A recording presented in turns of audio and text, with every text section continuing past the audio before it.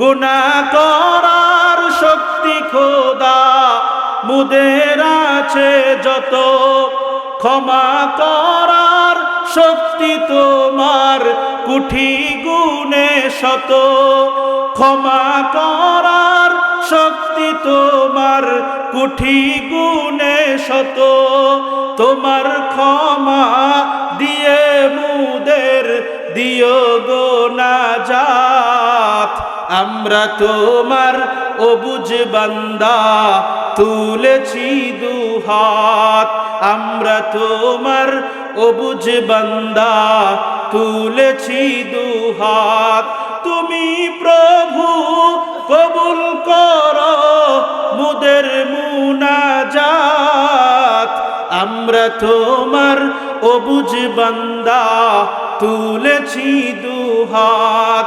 তুমি প্রভু কবুল করো মুদের মুনাজাত, আমরা তোমার অবুঝ বান্দা তুলেছি দুহাত। বনি ইসরাইলের জামানায় দুর্ভিক্ষ শুরু হয়ে গেল, আসমান থেকে বৃষ্টি বর্ষণ বন্ধ হয়ে গেল, মানুষগুলোর অনেক কষ্ট হইতেছে। কষ্ট করে যখন তারা দিন যাপন করতেছে, শুধু মানুষদের কষ্ট হচ্ছে না, এলাকার জীব জন্তু পশু পাখিদের কষ্ট হইতেছে। মানুষগুলোর ফসলি জমিগুলো নষ্ট হয়ে যাচ্ছে পানির অভাবের কারণে। এবার বনি ইসরাইলের লোকেরা দলে দলে একত্রিত হইয়া জমানার নবী পয়গম্বর মূসার কাছে সকলে একত্রিত হয়।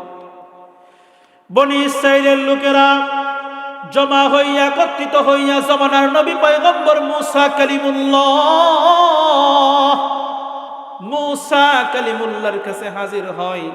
মূসার কাছে গিয়ে বলে, ও পয়গম্বর মূসা কালিমুল্লাহ, আপনি তো আল্লাহ তাআলার বন্ধু, আল্লাহর সঙ্গে আপনি কথাবার্তা বলেন।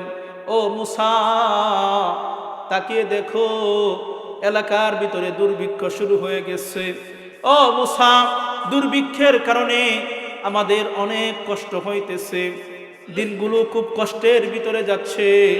এ মূসা, শুধুমাত্র আমাদের কষ্ট হচ্ছে বিষয়টা এমন নয়, বরং আমাদের পশু পাখি গরু ছাগল বেড়া বকরি এদেরও অনেক কষ্ট হইতেছে। এ মূসা, শুধু তাই নয়, আমাদের ফসলি জমিগুলো পানির অভাবের কারণে, পানি শূন্যতায় ফসলগুলো নষ্ট হয়ে যাচ্ছে। ও মূসা, তুমি তোমার রবের কাছে, আল্লাহর কাছে একটু দোয়া করো, আল্লাহ রাব্বুল আলামিন যেন আমাদের কাছ থেকে দুর্ভিক্ষ উঠাইয়া নেই, আমাদের উপর আসমান থেকে বৃষ্টি বর্ষণ করে। জামানার নবী পয়গম্বর মূসা কালিমুল্লাহ যখন দেখলেন এলাকার মানুষগুলো দলে দলে একত্রিত হইয়া মূসার কাছে আরজি পেশ করতেছে, এবার পয়গম্বর মূসা বনি ইসরাইলের লোকদেরকে জানায়া দেয়, ও এলাকার মানুষেরা, আগামী কালকে নির্দিষ্ট একটা তারিখ নির্ধারণ করে উনি বললেন, অমুক তারিখে তোমরা সকলে একত্রিত হইবা, পাহাড়ের চূড়ার ভিতরে একত্রিত হইবা।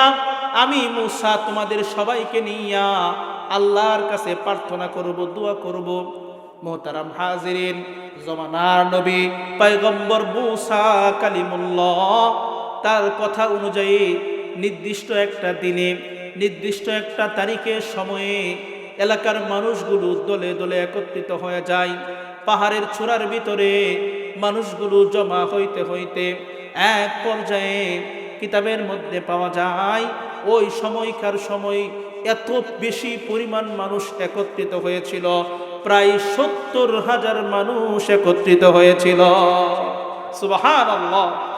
এত বছর আগে জামানার নবী পয়গম্বর মূসার ডাকে ৭০,০০০ মানুষ একত্রিত হয়েছিল।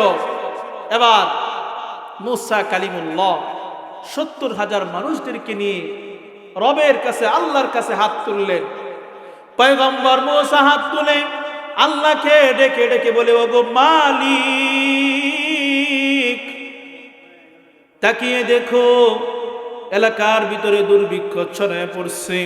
ও মালিক, দুর্ভিক্ষের কারণে মানুষগুলোর দিন পাত করতে, দিন যাপন করতে অনেক কষ্ট হইতেছে। মালিক, পানি না থাকার কারণে ফসলি জমিনগুলো ধ্বংস হয়ে যাচ্ছে। ওগো আল্লাহ, মানুষের সঙ্গে সঙ্গে প্রাণীদেরও অনেক কষ্ট হইতেছে। মালিক, মেহেরবানি করে আমাদের উপর যে দুর্ভিক্ষ রয়েছে, দুর্ভিক্ষটা আপনি উঠাইয়া নিন। ও মালিক, মেহেরবানি করে আসমান থেকে বৃষ্টি বর্ষণ করে দিন। জমানার নবী পয়গম্বর মূসা যখন 70,000 মানুষের বিশাল কাফেলা নিয়ে যখন আমার আল্লাহর কাছে দোয়া করে, সকাল অতিক্রম হয়ে যায়, দুপুর অতিক্রম হয়ে যায়, সন্ধ্যা ঘনিয়ে আসে, কিন্তু আমার মালিক আল্লাহ পয়গম্বরের দোয়া কবুল করে না।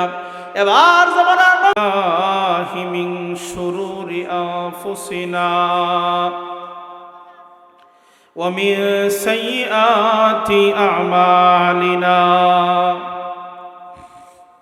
من يهد الله فلا مضل له ومن يضلله فلا هادي له ونشهد أن لا إله إلا الله وحده لا شريك له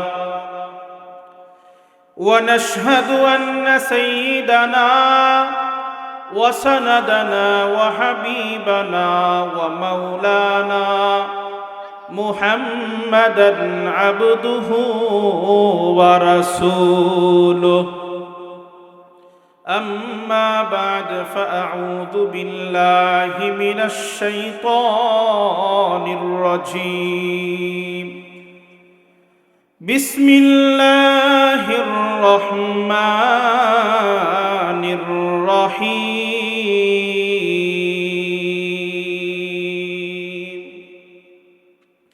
ادعوني أستجب لكم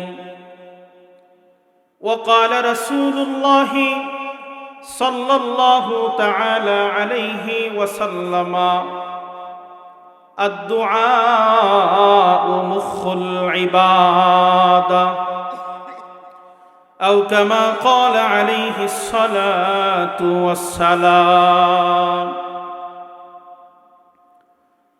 আচ্ছা মানুষ বলো দেখি, রাত্রি কেন কালো? আচ্ছা মানুষ বলো দেখি, রাত্রি কেন কালো? চাঁদ সূরজ কোথা হতে পেল এত আলো? চাঁদ সূরজ কোথা হতে পেল এত আলো? আচ্ছা মানুষ বলো দেখি, রাত্রি কেন কালো? চাঁদ সূরজ কোথা হতে পেল এত আলো? দুধ কেন হয় সাদা, মরিচ কেন ঝাল? দুধ কেন হয় সাদা, মরিচ কেন ঝাল? আমগুলি সব পাকলে পরে কেমনে তা হয় লাল? আমগুলি সব পাকলে পরে কেমনে তা হয় লাল?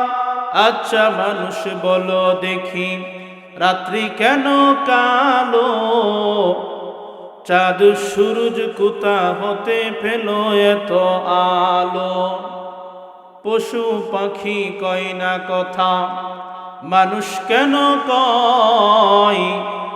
বলো বলো বলো দেখি এসব কেমনে হয়? ফুলগুলো সব নানান রঙের কেমন করে হয়? ফুলগুলি সব নানান রঙের কেমন করে হয়? পাতাগুলি সব সবুজ বটে, ফুলের মতো নয়। পাতাগুলি সব সবুজ বটে, ফুলের মতো নয়। কথা বলেন ঠিক কিনা? দুধ কেন হয় সাদা, মরিচ কেন ঝাল, আমগুলি সব পাকলে পরে কেমনে তা হইলাল, আমগুলি সব পাকলে পরে কেমনে তা হইলাল। আমরা মানুষ বাস করি ভাই এই দুনিয়ার অঙ্গে, হাতের রেখা আর চেহারা মিলে না কারো সঙ্গে। কথা বলেন ঠিক কিনা? হাতের রেখা আর চেহারা মিলে না কারো সঙ্গে, আর মিলে না কথার ধরন আঙ্গুলের রটি, আর মিলে না কথার ধরন আঙ্গুলের রটি। এসব কিছু থেকে বুঝতে পারলাম আল্লাহ একজন আছে ঠিক। আলহামদুলিল্লাহ, আল হেলাল জামে মসজিদের উদ্যোগে সপ্তম বার্ষিক ইসলামী মহাসম্মেলন। উক্ত সম্মেলনে উপস্থিত রয়েছেন জাতির সেরেতাজ, জাতির কর্ণধার হযরত উলামায়ে কেরাম, আজকের মাহফিলের শ্রদ্ধাভাজন সভাপতি। উপস্থিত রয়েছেন আমার সামনে অত্র এলাকার মুরব্বিয়ান ইজম, যুবক ভাইয়েরা। আওয়াজ যতদূর যাচ্ছে আওয়াজ শুনতে পাচ্ছেন আমার শ্রদ্ধেয় মা এবং বোনেরা, সকলকে জানাচ্ছি আজকের এই মহতী মাহফিলের পক্ষ থেকে মুবারকবাদ। সম্মানিত উপস্থিতি, মহাগ্রন্থ আল কুরআনুল কারীম থেকে সূরা গাফিরের একটি আয়াত আমি আপনাদের সামনে তেলাওয়াত করেছি। বিশ্বনবীর অসংখ্য গণিত হাদিস থেকে এক টুকরা হাদিস আমি আপনাদের সামনে তেলাওয়াত করেছি। আয়াত এবং হাদিসকে সামনে রেখে সময়ের সংক্ষিপ্ততা অনুসারে অল্প কিছু আলোচনা করব ইনশাআল্লাহ। মুহতারাম হাজিরিন, আজকে আমার আলোচনার বিষয়বস্তু হলো দুআর গুরুত্ব, প্রয়োজনীয়তা। প্রিয় হাজিরিন, আজকের জামানায় দুনিয়ার মানুষগুলো আল্লাহ জাল্লা শানুহুর কাছে দোয়া করে না, আল্লাহর কাছে মানুষ চায় না। আমরা যারা রয়েছে, আমরা কয়জন বলতে পারবো যে হুজুর আজকে আমি আল্লাহর কাছে 10 বার দোয়া করেছি? এমন লোক কি আমাদের মধ্যে পাওয়া যাবে? প্রিয় ভাই, 10 বার কেন, এমনও অনেক লোক আজকে আমাদের মধ্যে আছে যে লোকটা একবারও দিনের মধ্যে দিন রাত 24 ঘন্টার ভিতরে আল্লাহর কাছে একবারও দোয়া করে না। চিৎকার দিয়ে বলেন, এমন লোক সমাজের মধ্যে আছে না নাই? এমন অসংখ্য অগণিত মানুষ আছে, মাসের মাস চলে যায়, বছরের বছর চলে যায়, এই লোকটা আল্লাহর কাছে দোয়া করে না। এবার আপনারা বলেন তো দেখি, এমন লোক কি আমাদের সমাজের মধ্যে আছে না নাই? মুহতারাম হাজিরিন, অথচ কোরআনুল হাকিম খুললে আপনারা দেখতে পাবেন মহান রব্বুল আলামিন কোরআনুল কারীমের মধ্যে জানায়া দেয়, উদউনি আস্তাজিব লাকুম। আমার আল্লাহ রাব্বুল আলামিন বলেন, ও দুনিয়ার মানুষেরা, তোমরা আমি আল্লাহরকে ডাকো, আমি আল্লাহর কাছে ডাকো, আমি আল্লাহর কাছে আহ্বান করো, প্রার্থনা করো। আস্তাজিব লাকুম, আমি আল্লাহ তোমাদের ডাকে সাড়া দিব। সুবহানাল্লাহ। শুধু তাই নয়, মানবতার মুক্তির দিশারি সরকারে দু আলম নবী জনাবে মুহাম্মদ আরবি সাল্লাল্লাহু আলাইহি ওয়াসাল্লাম হাদিসে পাকের মাঝে জানায়া দেয়, আদ-দুআ মুখুল ইবাদা। নবী বলেছেন, দোয়া হলো ইবাদতের মূল, ইবাদতের মগজ। আমাদের 3.5 হাত দেহের মধ্যে একটা মগজ আছে না নাই? যদি এই মগজটা না থাকে, দেহটা থাকবে না। মগজটা সুস্থ থাকলে দেহটা সুস্থ থাকবে। আমার ভাইয়েরা, বন্ধুরা, মুরব্বী বাজানরা, এজন্য আল্লাহ রাব্বুল আলামিন আপনাকে আমাকে আল্লাহরকে ডাকার জন্য বলেছেন। আল্লাহর কাছে মনের কামনা বাসনা, ইচ্ছা আকাঙ্ক্ষা সব কিছু প্রকাশ করার জন্য আল্লাহ বলেছেন। আজকে দুনিয়ার দিকে আমরা তাকাইলে দেখতে পাই, দুনিয়ার মানুষের কাছে 1 বার 2 বার 3 বার যদি আমি আপনি চাই, 3 বারের পরে লোকটা বিরক্তি হয়ে যাবে। কথা বলেন ঠিক কিনা? কিন্তু আমার আল্লাহ এমন মালিক, যেই মালিকের কাছে 1 বার 2 বার 3 বার কেন, আমার আল্লাহর হাবিব জানায়া দেয়, বান্দা বান্দি আল্লাহ রাব্বুল আলামিনের কাছে যত বেশি চাইবে, যত বেশি আল্লাহকে ডাকবে আল্লাহ রাব্বুল আলামিন বান্দা বান্দির প্রতি তত বেশি রাজি এবং খুশি হইয়া যায়। সুবহানাল্লাহ। এজন্য ভাইরা আমার, আল্লাহ রাব্বুল আলামিনের কাছে বেশি বেশি ডাকতে হবে, বেশি বেশি মনের ইচ্ছার কথা বলতে হবে। প্রিয় ভাইরা, আল্লাহ রাব্বুল আলামিন বনি ইসরাইলের জমানায় আল্লাহকে যারা ডেকেছে আল্লাহ পাক তাদের ডাকে সাড়া দিয়েছে। কথা বলেন ঠিক কিনা? ওই আল্লাহ পূর্বে যেমন ছিলেন বর্তমানেও রয়েছেন, ভবিষ্যতেও থাকবেন। চিৎকার দিয়ে বলেন ঠিক কিনা? ভাইরা আমার, আল্লাহকে ডেকেছে শয়তান, যিনি বিতাড়িত যে শয়তান, এই শয়তানও আল্লাহকে ডেকেছে। আল্লাহ পাক শয়তানের ডাকেও সাড়া দিয়েছে। আল্লাহকে ডেকেছে ফেরাউন, ফেরাউনের ডাকেও আল্লাহ সাড়া দিয়েছে। শয়তান আল্লাহর কাছে বলে, আল্লাহ তুমি তো আমাকে তোমার কাছ থেকে বিতাড়িত করে দিয়েছ, আল্লাহ তোমার কাছে আমি কয়েকটা জিনিস চাই। এর মধ্যে একটা জিনিস হলো, আল্লাহ গো আমাকে তো জান্নাত থেকে বের করে দিয়েছো, জাহান্নামী বানাইছো। বাকি তোমার কাছে আমার একটা সওয়াল হলো, একটা প্রার্থনা হলো, তুমি আমাকে এমন পাওয়ার দাও, এমন শক্তি দাও, যে শক্তির মাধ্যমে আমি মানুষের শিরা উপশিরায় যাইতে পারি। আল্লাহ রাব্বুল আলামিন বলে, ঠিক আছে, তুই যেহেতু আমার কাছে চেয়েছস মানুষের রগে রগে ঘোরার জন্য, আমি আল্লাহ তোর ইচ্ছাকে পূরণ করে দিলাম। শুধু তাই নয়, শয়তান আল্লাহর কাছে বলেছিল, আল্লাহ আমি আপনার কাছে পৃথিবীর এক প্রান্ত থেকে আরেক প্রান্ত ভ্রমণ করার যে শক্তি সামর্থ্য প্রয়োজন, এটা আপনার কাছে চাইতেছি। আমি যেন পলকে পলকে মুহূর্তের মাঝে গোটা পৃথিবীটা বিচক্ষণ প্রদক্ষিণ করতে পারি, ঘুরতে পারি, এই পাওয়ার তুমি আমাকে দিয়ে দাও। আমার আল্লাহ বলে, যা, আমি তোকে এই পাওয়ারটুকু দিয়ে দিলাম। শুধু তাই নয়, শয়তান বলেছিল, আল্লাহ আমাকে কিয়ামত পর্যন্ত হায়াত দিতে হবে। আল্লাহ বলে, যা, তোকে ওই পরিমাণ হায়াত আমি দিয়ে দিলাম। মোহতারাম হাজিরিন, শয়তান আল্লাহর কাছে ডেকে প্রার্থনা করে বলেছে, আল্লাহ পাক শয়তানের ডাকে সাড়া দিয়েছে। ফেরাউনের মতন এত বড় কাফের আল্লাহর কাছে বলেছে। আপনারা জানেন ফেরাউন, সে তো ক্ষুধা দাবি করছিল। কি বলেন, দাবি করছিল কিনা? ক্ষুধা দাবি করার পরে যখন সে দেখলো হঠাৎ করে দরিয়ার মাঝে পানি নাই, দরিয়া শুকিয়ে গিয়েছে, এদিকে এলাকার মানুষগুলোর কৃষি কাজ করার সময় হয়েছে, তো মানুষগুলো তার কাছে গিয়ে বলতেছে, ও ফেরাউন, আপনি তো আমাদের ক্ষুধা, আপনি ক্ষুধা, বড় ক্ষুধা দাবি করেন, কিন্তু আমরা যে ফসলের কাজকর্ম করবাম, তো আমাদের তো এখন পানি নাই, পানি ছাড়া তো খেতে কাজকর্ম করা যাবে না, দ্রুত পানির ব্যবস্থা করে দিন।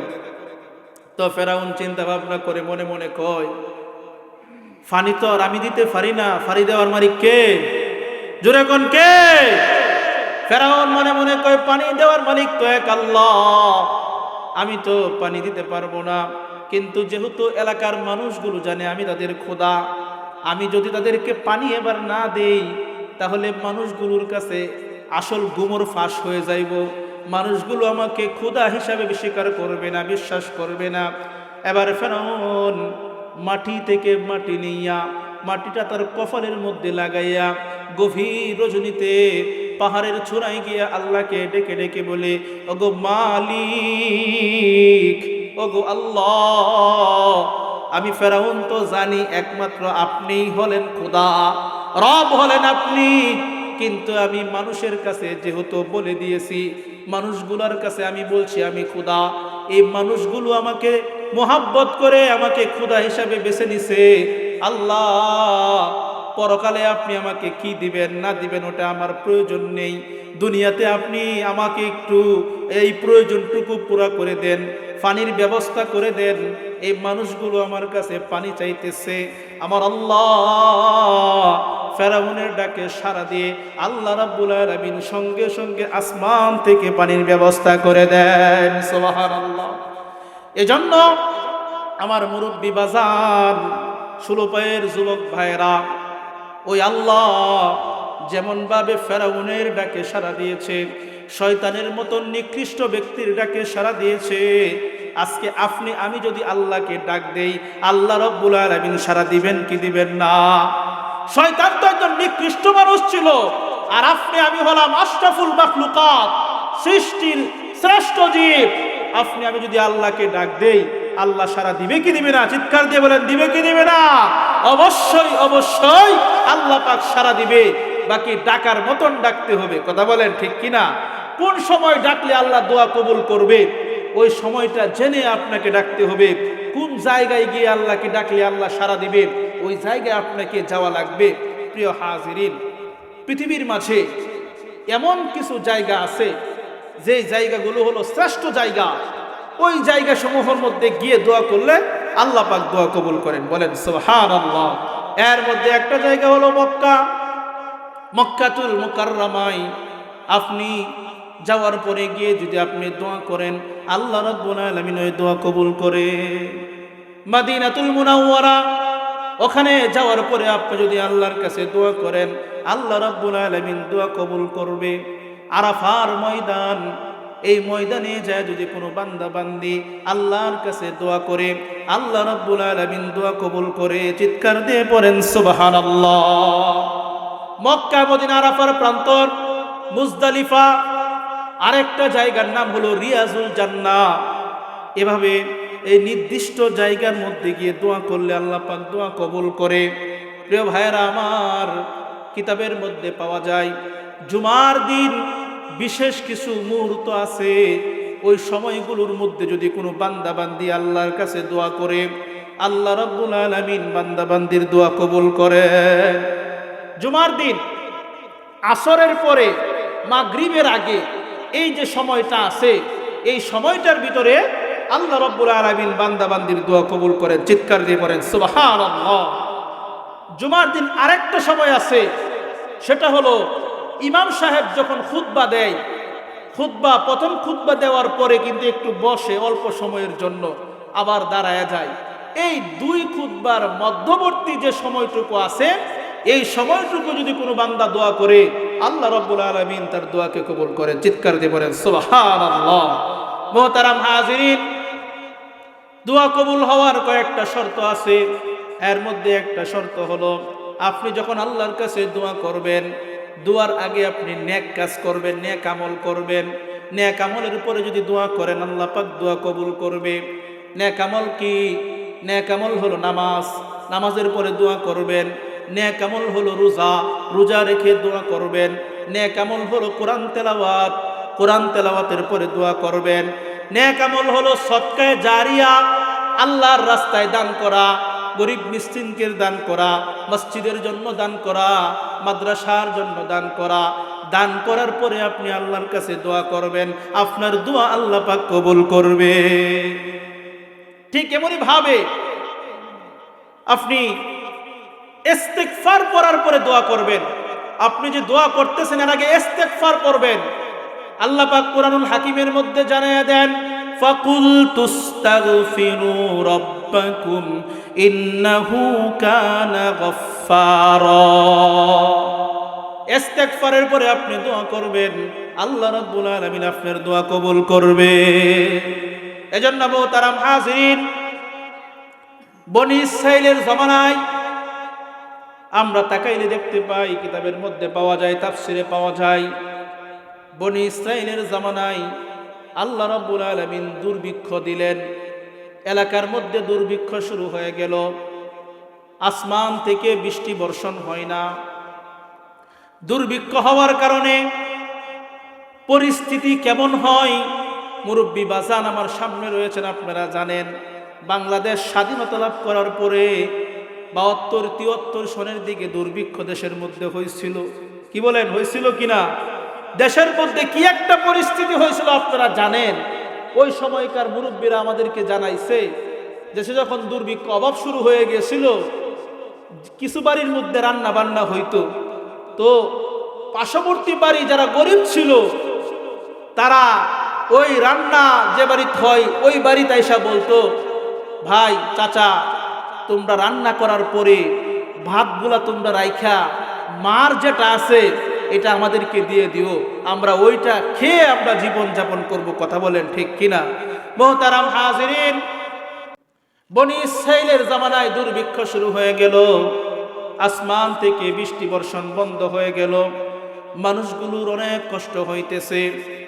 কষ্ট করে যখন তারা দিন যাপন করতেছে, শুধু মানুষদের কষ্ট হচ্ছে না, এলাকার জীব জন্তু পশু পাখিদের কষ্ট হইতেছে। মানুষগুলোর ফসলি জমিগুলো নষ্ট হয়ে যাচ্ছে পানির অভাবের কারণে। এবার বনি ইসরাইলের লোকেরা দলে দলে একত্রিত হইয়া জমানার নবী পয়গম্বর মূসার কাছে সকলে একত্রিত হয়। বনি ইসরাইলের লোকেরা জমা হইয়া একত্রিত হইয়া জমানার নবী পয়গম্বর মূসা কালিমুল্লাহর কাছে হাজির হয়। মূসার কাছে গিয়ে বলে, ও পয়গম্বর মূসা কালিমুল্লাহ, আপনি তো আল্লাহ তাআলার বন্ধু, আল্লাহর সঙ্গে আপনি কথাবার্তা বলেন।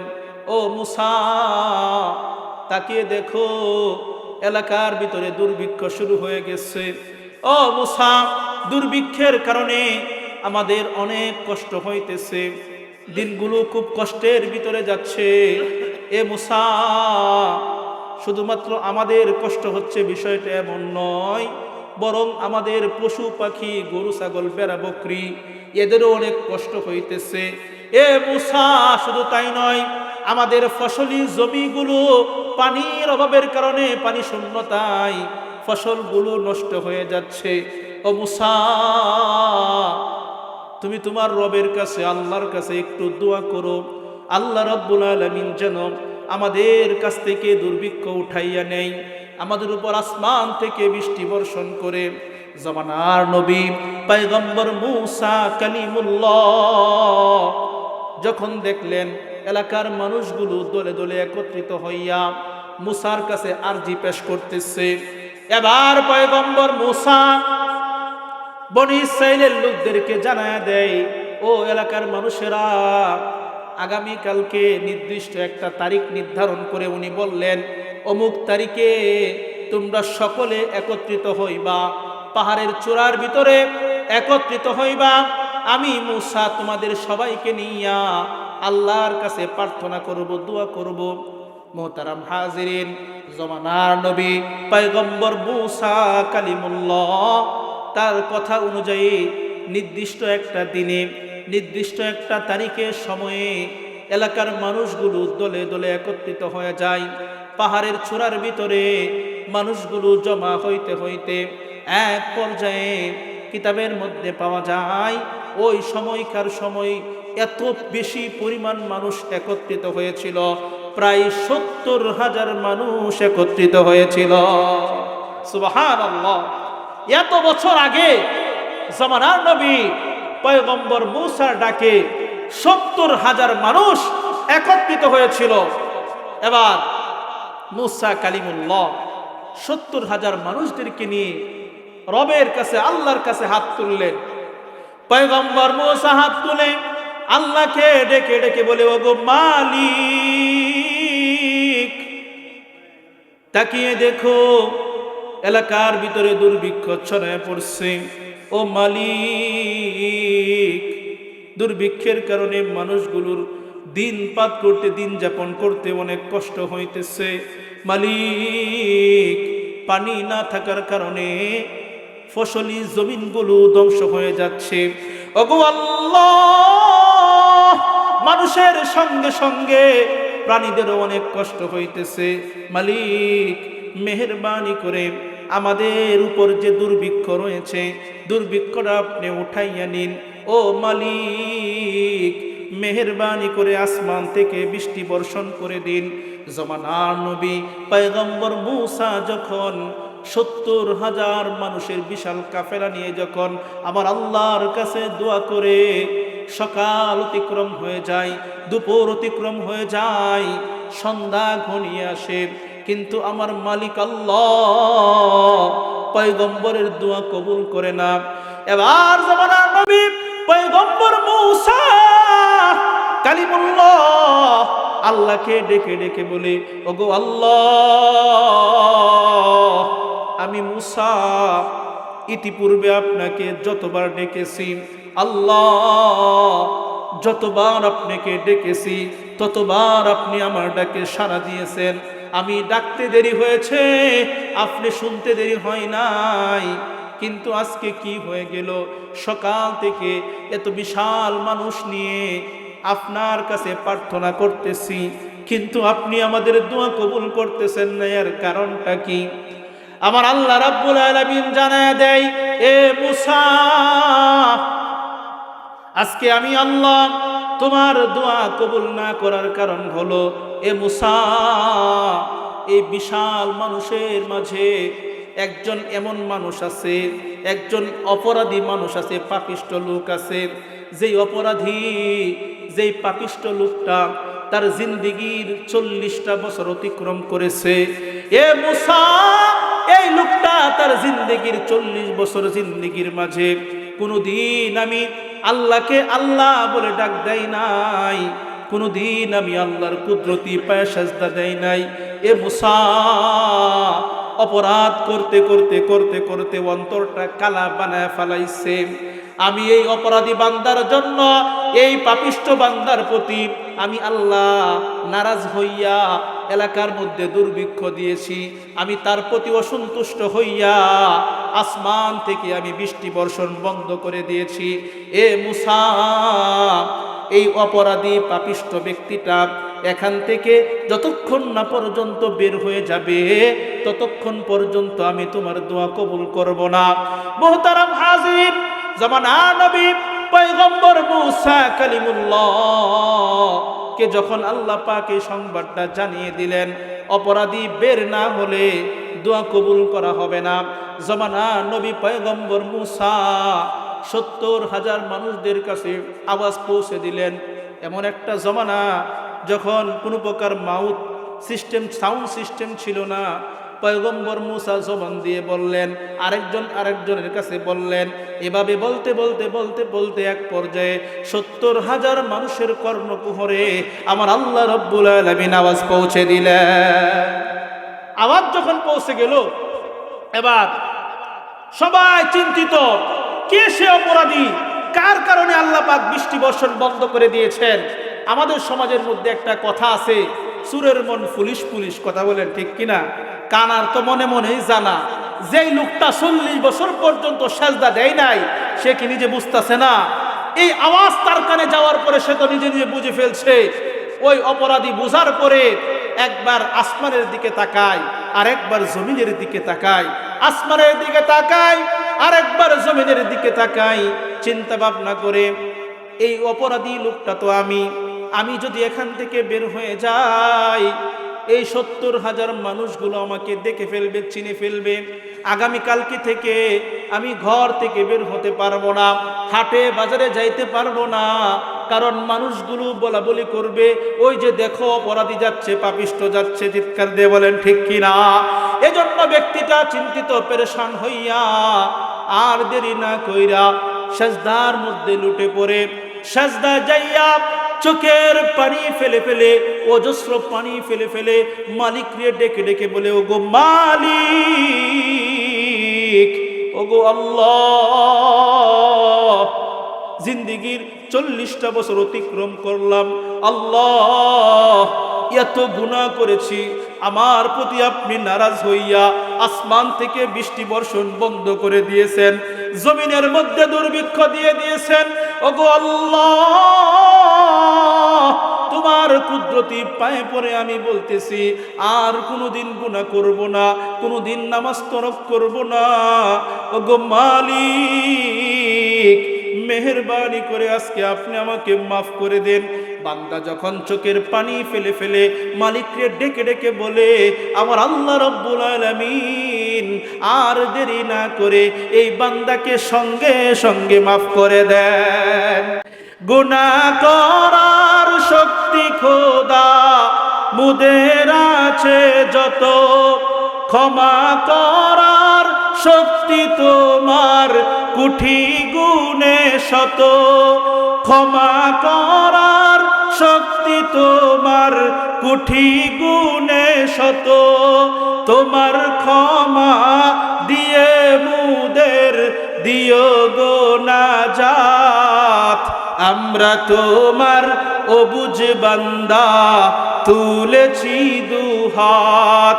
আমরা তোমার অবুঝ বান্দা তুলেছি দুহাত। তুমি প্রভু কবুল করো মুদের মুনাজাত। আমরা তোমার অবুঝ বান্দা তুলেছি দুহাত। তুমি প্রভু কবুল করো মুদের মুনাজাত। আমরা তোমার অবুঝ বান্দা তুলেছি দুহাত। আমরা সবাই পাপী তাপী কোনই পুঁজি নাই। আমরা সবাই পাপী তাপী কোনই পুঁজি নাই। অসহায় বান্ধা মোরা তোমার মদদ চাই। অসহায় বান্ধা মদদ চাই। তোমার মদদ দিয়ে মুদের দিও গো নাজাত। আমরা তোমার অবুঝ বান্দা তুলেছি দুহাত। গুনাহ করার শক্তি খোদা মুদের আছে যত। ক্ষমা করার শক্তি তোমার কোটি গুণে শত।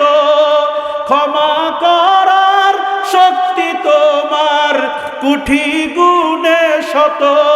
তোমার ক্ষমা দিয়ে মুদের দিও গো নাজাত।